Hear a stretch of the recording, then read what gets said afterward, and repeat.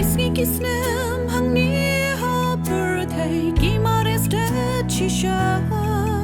Kajing star du priru lanang roy dap setang ki jeng kala Ban ka baslo si kalong banu play nila sakma Ki jing sni bun jan nang jelai jing it play lanang duna Simba ku chom ko play hapo chong i tu play Kijing bo man chong i tu play Tu thang da ga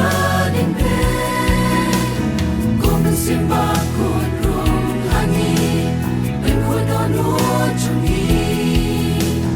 Ya kari bai ban ban yo Yang itu pen kendu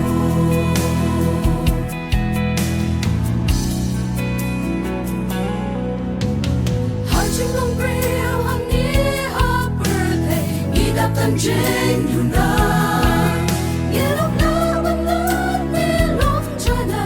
Not a clanky jing bakla Can break up a dawn come kalong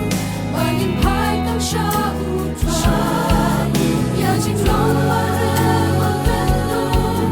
Open up the board to